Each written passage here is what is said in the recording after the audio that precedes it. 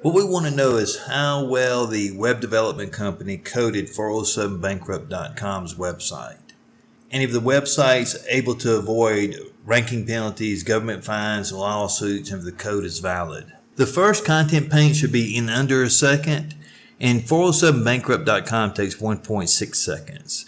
So because the web developer didn't code to the coding standards set by Google, it doesn't get spidered as often or as deep as it should. If 407Bankrupt.com's website was coded to the standards set by Google, it would have a huge advantage because nothing affects conversions like web page speed.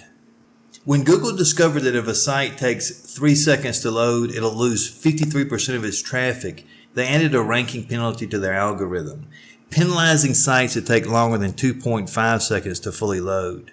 And they even built a tool for developers to use to find and locate problems with website load times. So the number one goal of any web developer should be to get 100% across the board on Google's Lighthouse tool. But 407Bankrupt.com doesn't get but 43%.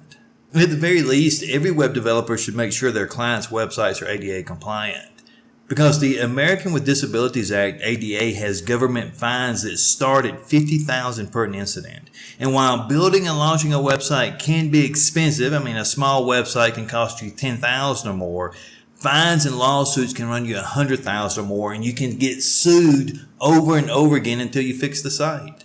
And let's not forget that not having a website ADA compliant is turning away millions of people with disability. Yet despite this, 407Bankrupt.com's web developer did not make 407Bankrupt.com ADA compliant. And sadly, according to 407Bankrupt.com's own webpage, you can't file bankruptcy on government fines. And if you're a coder and someone asks you what makes good code, then you have to say the quality of the code.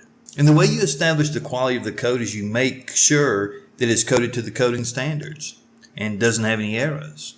The way you find errors is by validating the code. If you can't validate the code, how can you be sure you didn't forget to close a tag? Professional coders write codes that meet standards and validate. You've got attorneys paying top dollar for websites that are full of loading penalties, aren't ADA compliant, and don't have valid code. 407Bankrupt.com has 151 errors, and one error can prevent the search engines from being able to spider the site or cause it not to work correctly in a device. And if it can't work correctly in a device, it's not ADA compliant.